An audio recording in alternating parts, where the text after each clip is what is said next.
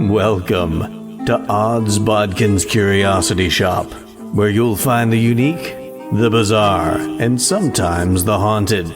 Feel free to look around, peruse the items, and never fear. There's nothing here that bites. Hard, anyway. Hello there, and welcome back to Odds Bodkins Curiosity Shoppe, your home for horror, fantasy, and science fiction. I am your shopkeeper, Chris Baker, and today a pair of interesting items I thought I'd take the liberty of pulling out. Now, we've kept them in their protective case, but these are a pair of blood-soaked concert tickets. Now, while these items aren't haunted, they do tell a jaw-clenching tale, set to thrill and possibly even terrify. So without further ado, let's pull out the kinetoscope and take a look at the new M. Night Shyamalan film, Trap. So once I found out there was a new M. Night Shyamalan film, I'm like, oh, I'm going to be there. I'm going to watch it. I have been a huge M. Night Shyamalan fan for ages. M. Night Shyamalan is one of those directors and filmmakers that people either love what he does or they hate what he does. And for me, outside of maybe one that I can think of right offhand that definitely didn't really work for me. Maybe a couple, but I've loved all of his films. I was not a big fan of Lady in the Water. I wanted to like it. I tried to like it. I even bought it on DVD when it came out. And while it had some good things and it was very fanciful, it was just all over the place mess for me.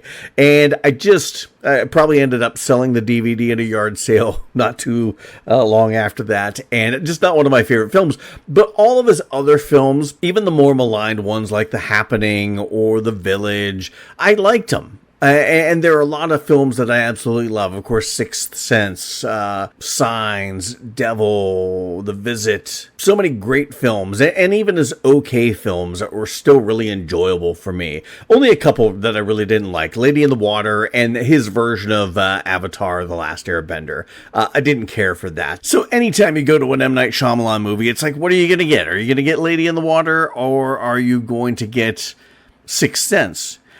Sixth Sense is something that, that was his first big film, and so many people, hold him to that bar. They're expecting another Sixth Sense, and I think that's unfair. Unfair expectations, and as, working in advertising, you have to manage expectations of the client, and, I don't think people manage their expectations of what they think an M. Night Shyamalan film is going to be. I even had to do that with myself, when I found out what this is going to be, this serial killer in the midst of a trap from the authorities at this concert. How does he get out? My mind started to wonder, okay, where is this going to go down? Is this going to be a part of this universe? Or is this going to be, go down this avenue? And I had to stop and stop conjuring up in your mind what you think this movie is going to be, because when it's not that, you're going to be disappointed. And if you're right, then great. But if you're off and you've already got this set in your head that you're expecting this type of movie and it's not that, you're going to be disappointed. Just go in, enjoy it for the M. Night Shyamalan-ness that it is. And that's what I did. And I actually really enjoyed this movie. Now, we'll talk once we get into spoilers where I thought the movie could have gone, where I was maybe hoping for, and it not being that, but we'll talk about that coming up. But really, honestly, this is not necessarily a horror film. I know M. Night Shyamalan really delves into horror. This is not a horror film, although it is a thriller. It is a horrific thriller because it deals with a serial killer, not necessarily a horror film. And then some of the reviews I've read, that was one of the chief complaints, is that wasn't fear-inducing and it wasn't scary. Well, it's not meant to be scary. It's not a horror film. It is really a thriller, kind of set into some horror tropes. But it is a movie that, my God, the tension of this movie is palpable the whole runtime. There are so many moments where you're like, is he going to escape? Is he not? Are they going to catch him? Are they not? Or, what's going to happen here? What's he going to do there? And it really kept you on the edge of your seat, kept you tensed, kept you engaged with what is going on, because The character Josh Hartnett plays, Cooper, is an interesting character, and we'll dig into that a little more into the spoiler territory, but definitely a movie that is worth a watch. A lot of really good performances, especially from Josh Hartnett, and it is all the fun of an M. Night Shyamalan film. If you're expecting a huge twist, there are a couple little twists and reveals, but not that huge twist that M. Night Shyamalan usually comes up with. He was dead the whole time. This is set in modern day. There's nothing like that. So if you're expecting that, maybe that's a spoiler, maybe it's not, but you're not going to get that sort of twist, although there are twists and turns. But really an excellent film, and I think another really good entry into the filmography of M. Night Shyamalan. And he got to showcase his daughter, Salika, who is a really fine singer and songwriter. And again, we'll get into that once we get into the my thoughts on this proper, or into the spoiler territory. So if you haven't watched Trap, go check it out in movie theaters now. And it's a really interesting idea. Kind of Silence of the Lambs meets Purple Rain. Those just off the top of my head, I know Purple Rain was a big influence for the idea behind a concert movie. So check it out and see what you think about it. Then come back, listen to my thoughts on Trap. If you have watched it or you don't care one way or the other about spoilers, we're going to head into some spoiler territory right now. So as they set up in the trailer, and we talked about it here briefly, the whole premise of this movie is that this serial killer, played by Josh Hartnett, is taking his daughter to a concert only to find out that the FBI has created this concert as a trap for catching this serial killer. Now, the whole time I'm watching, I'm like, well, how did they know that the serial killer was going to be there? And there is there's an explanation later about finding ticket stubs, or not ticket stubs, but receipts for tickets at a house. But the whole premise was that they created this concert as a way to lure him there. And it did, it's one of those things where you have to have a modicum of suspension of disbelief with this movie, with any movie, really. The fact that they would do this, even though it is sort of based on something that happened in real life. It was called Operation Flagship, where like the U.S. Marshals and the police in D.C. organized this big event where they invited like all these wanted fugitives with the premise that they could win tickets to the Super Bowl by coming to this event. So they rounded up all these wanted fugitives with this ruse and put all these wanted fugitives behind bars. So it is, it's not out of the realm of possibility. Just the setup of it just felt like it was a little like, which came first, the chicken or the egg, with how they set this up.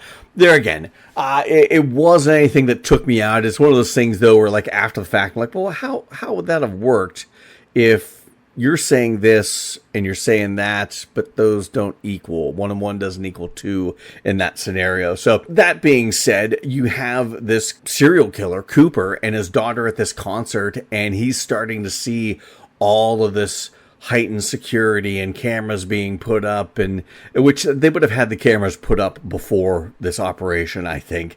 I don't think they would have had they probably would have had more plainclothes FBI agents and cops and not so much militaristic looking SWAT police force. But anyway, there again, suspension of disbelief. It looks good in a film to have that. You don't want your typical average looking sting operation being played out that it's not very cinematic. You want it like over the top, and so they do that, and it looks really interesting. But you have Cooper, who is trapped here and trying to find a way out. They're checking people.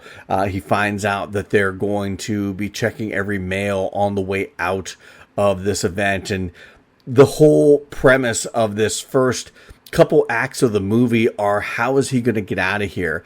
And while there are some exposition dumps, there are some moments in this film where he gets moments of exposition said to him that kind of reveal, okay, well, he can't do this, he's got to do this.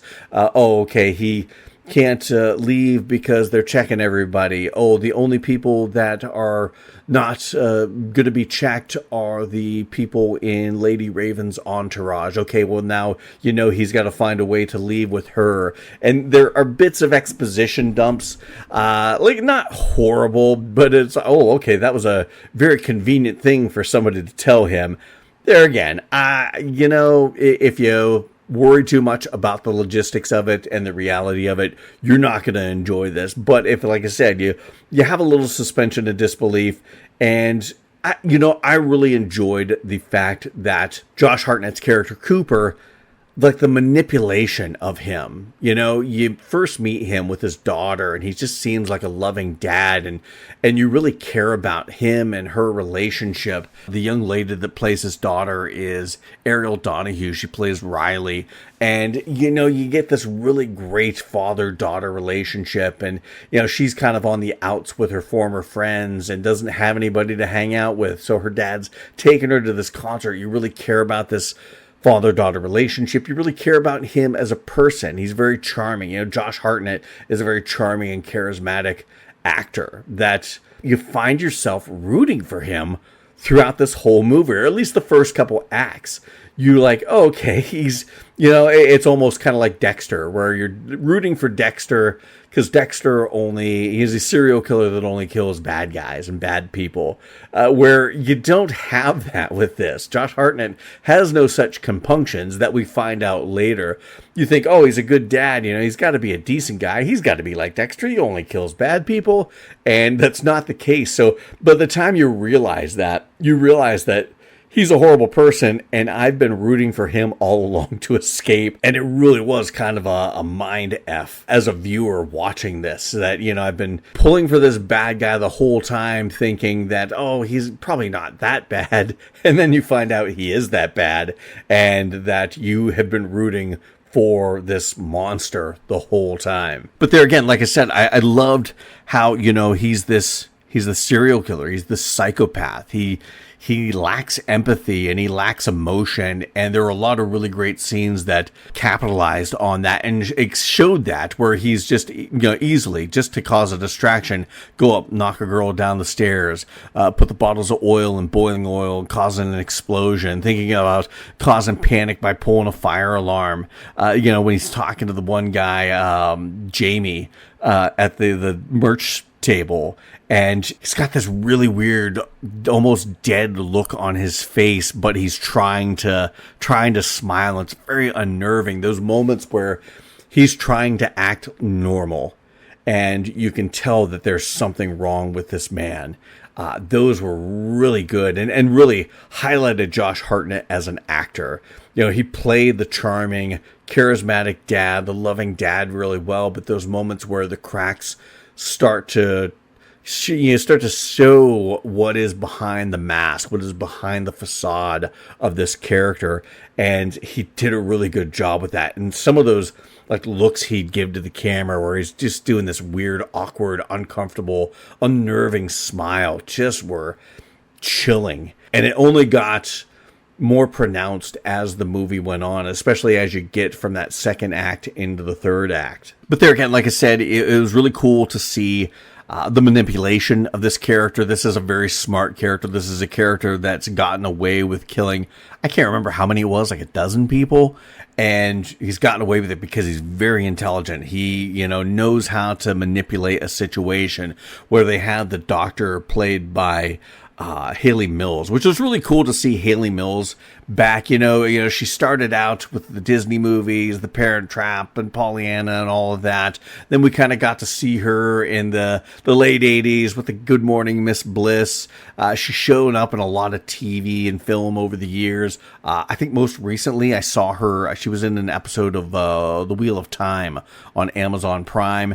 So it's really nice to see her still working. She's a wonderful actress. And she plays this doctor, like a profiler, a psychologist working with the FBI, Dr. Josephine Grant. I would have liked to see more of her. I would have liked to see more of the interaction between her and Josh Hartnett. You get some moments with her where you kind of get almost a battle of wits. Her as a profiler, kind of telling everybody what he's going to do before he even does it. And that sort of cat and mouse back and forth, that spy versus spy sort of feel, I thought that would have been a lot cooler than, well, maybe not a lot cooler than what we got, but I would have liked to have seen more of that. Maybe we will. Once we get towards the end of this, I'll kind of give my thoughts on where this could go. But I wanted to see more of her as this character, this Dr. Grant. I wanted to see more interaction with her and Cooper, which I think that would have been really intriguing and really engaging to see, almost kind of like a Dr. Loomis. She almost felt like a Dr. Loomis type character. Going after her white whale, Michael Myers, in Cooper. So I would like to see more of that, but some of those instances with her were really fun to watch. But yeah, it was really interesting to see Cooper manipulating the situation to find a way out. He's a rat stuck in a maze, and he's trying to find his way out. And it was really cool to see that play out, getting his daughter up on stage with Lady Raven, getting in with her, and then that final reveal where he reveals that, hey, I'm the serial killer you guys are trying to catch. And if you don't get me out of here, I'm going to kill this guy I've got trapped in my basement. It was that moment, though, where things got a little, once it was out of the concert, that's where I think this movie started to feel a little long. And, of course, they get out of the concert, and she's trying to, manipulate the situation against him. And it's kind of a tete-a-tete between Lady Raven and Cooper, where she gets to their house, and he's trying to get her out, and without playing his hand. That's where I think it got a little long. Having her save the guy that's in the basement of one of his safe houses. I think that's where things got a little long. I think it really got interesting again when you get the reveal that his wife, Cooper's wife, played by Alison Pill, who I've loved in several movies. She was in the Goon movies. I enjoyed that. Snowpiercer, she had a role in that. She was in that first season of Them back in 2021. She played the Betty character. She was really good in that. And there again, she didn't have a big role in this movie, but there in that third act, she was very prominent. And that reveal that she kind of had a suspicion that her husband, there was something wrong with him, and she's the one that found the receipt for the tickets and tipped off the police. That, to me, really was the trap of it all, her trapping her husband. And I thought the end was interesting, how they ended up catching Cooper, and they're taking him off, and, he's got OCD. It's a part of his profile as being a psychopath and a serial killer, and there's a bike tipped over in the yard, and he bends down to get it, and the cops are all worried, and he, they're like, don't kill him, and he, I'm sitting there thinking, oh, he's getting something off that bike to escape. And it turns out he got one of the spokes off. And I loved how at the end of the movie, it shows him unlocking the handcuffs with this spoke that he pulled off the bike. And you get that maniacal grin on his face, and then roll credits. So, the bad guy, does he get away? It left it very open-ended. And it also left it very open to a sequel. Now, under normal circumstances, M. Night Shyamalan doesn't do a lot of sequels, but, he has now a history of creating a universe with the Unbreakable, Split, and Glass. I don't know what they're calling that universe. They've got a name for all that shit these days. But that movie, all three of those movies take place in the same universe. I actually thought this might be a part of that universe. Part of me is glad they didn't. But part of me almost wishes they did. I really thought at some point, because they kept referring to Cooper as a monster, and somebody saying monsters aren't real, and he's like, oh yes, monsters are real. I thought he was going to be kind of like the character James McAvoy played in Split and in Glass. I thought it was going to be that kind of thing where he turned into some sort of like almost real life monster. And I'm not going to say I was disappointed that they didn't do it, because there again, I had to manage my expectations, but I really thought that's how they were going to go with this. They didn't. I mean, they could still eventually put this in that universe. I don't know. I don't think they need to. This can be its own thing, but I do think they set it up for a potential sequel, and it would be interesting to see a sequel where you have the Dr. Grant, Haley Mills character a little more active in hunting down Cooper and this character from Josh Hartnett that I really enjoyed his portrayal of, and it really was an interesting bad guy that you actually liked. You were actually rooting for him for part of this movie until you saw the lengths he would go to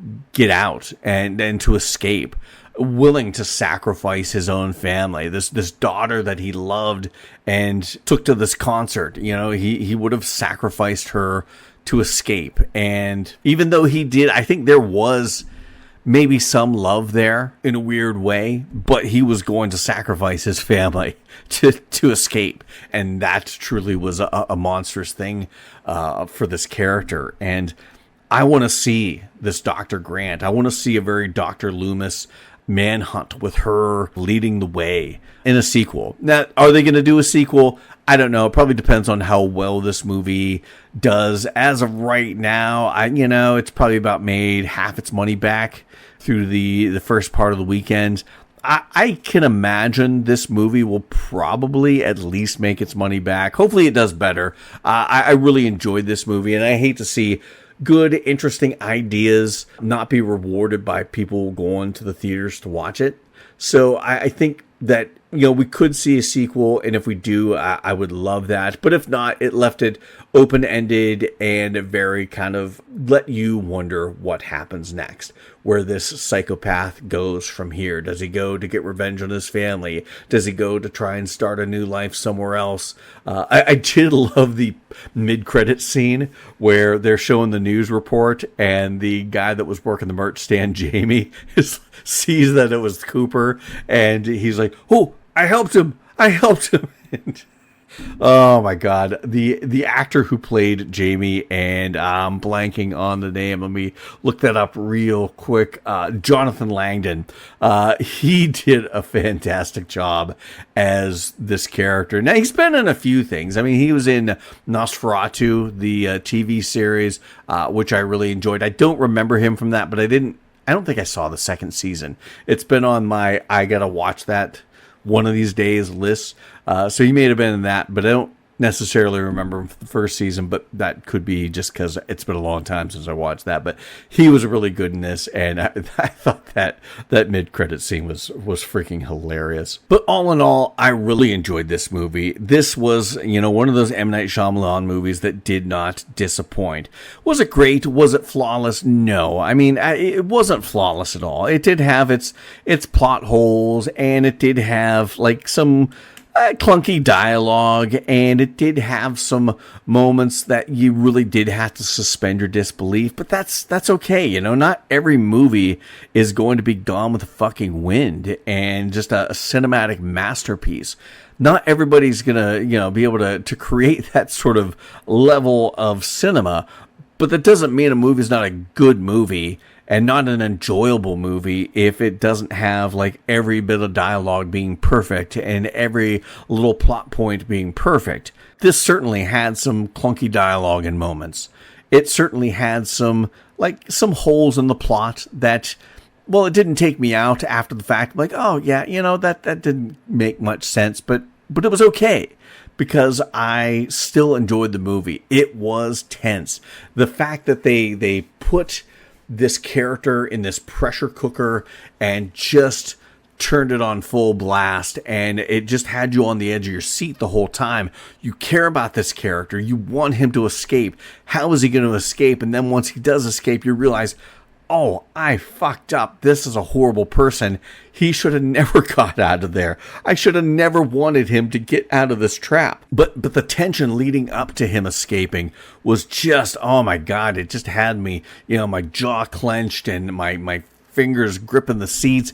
And I really enjoyed that. It was this is more of a thriller than a horror movie, although it does kind of lean into some horror tropes with this character. But it is a thriller, and it is that in every sense of the word. It is a very thrilling movie, and it is a very on the edge of your seat style movie. Does go a little bit long. This was an hour and 45 minutes. This movie could have been cut back at least 10 minutes, I think. And I think if it comes in closer to an hour and a half runtime, this is a lot better movie. but I think it ended well. I really enjoyed the ending. I love the cinematography. The concert footage really felt, it felt like you were at a concert. All the people there, they didn't use CG. They didn't use a CG crowd effect. They had people in this concert, and some of the concert shots were really, when she has, Lady Raven has all of the crowd, put the flashlights on the camera, and they're waving them up, and you have that scene where Josh Hartnett's looking around at all these. It was just a beautiful shot, and there were a lot of beautiful scenes like that, a lot of really interesting shots where you have like half of Josh Hartnett's head on the side of the screen, and the rest it's dead space off to the left. It was really interesting and unnerving. They did a lot of really cool shots like that just kind of kept you off balance as a viewer that I really enjoyed. And of course, Salika M. Night Shyamalan as Lady Raven. She's not a great actress. I'm not going to say that. Her dad's not a great actress. He had a cameo in this. Played her uncle, which is funny because it's her father. But Salika M. Night Shyamalan, not a great actress. She did fine in this. It was okay for what it was. But as a singer, very talented singer, did a lot of really good songs for this. And that was one of the things that she kind of pitched the idea to her father about doing a movie where the soundtrack is kind of goes along with the movie, and it, like Prince and Purple Rain, and that's kind of what I think that was the impetus for this, kicking off this idea. I know that M. Night Shyamalan pitched this movie to the execs and the studios as Silence of the Lamb at a Taylor Swift concert. And I thought that was kind of interesting because this Lady Raven character did kind of feel like a cross between Lady Gaga and Taylor Swift. And it was really cool. I really enjoyed the music. It's not my style of music. I'm not really into rap and hip hop, although I do appreciate some artists and some songs. I'm more of a rock and roll guy, but I really did enjoy the music. That song that she played on the piano back at Cooper's house for his family. She's trying to stall and manipulate the situation herself. I thought was really good. And, it was really cool to see M. Night Shyamalan working with his daughter again. Of course, his other daughter, Shauna Night Shyamalan, had The Watchers that came out here not too long ago. It was cool to see him, getting his other daughter in on this movie and being a part of not only the cast, but the soundtrack as well. So all in all, I really enjoyed this movie. It was a good looking movie. It had tension and atmosphere, and it just had a feeling of dread for a good part of this movie. Like I said, went a little long. Some of the plots holes and some of the dialogue a little clunky, but it was still an enjoyable movie. And that really, to me, is the biggest barometer for a movie, whether it's good or not, is did I enjoy watching it? And I did enjoy watching this. It's probably not going to be like Signs. I've watched Signs probably 100 times. I could probably watch it 100 more. Sixth Sense, another one. The Visit. There are a few M. Night Shyamalan movies that I could just watch over and over. This I would like to watch again. I think my wife and I would like to watch it. She didn't get to go with me on this, but I think she would enjoy it. And she's not a huge horror fan, but I think she would like this. So I'd like to watch this again, and definitely look forward to that. So I want to thank everyone for listening to my thoughts on M. Night Shyamalan's new film, Trap. You can check out more about what's going on with Odds Bodkins Curiosity Shoppe on our Facebook and Instagram pages. Always posting about horror, fantasy, and science fiction, and our latest episodes, what's going on with the podcast. As always, please leave a review. 5 stars would be awesome. Whatever review you leave, like, follow, and subscribe to us wherever you're listening to this podcast. And as always, share this podcast with anyone that you know that loves horror, fantasy, and science fiction. So until next time. Thank you for visiting Odds Bodkins Curiosity Shoppe. We hope that you found something to your liking and visit the shop again soon. But even though you may come back, you never really get to leave Odds Bodkins Curiosity Shoppe.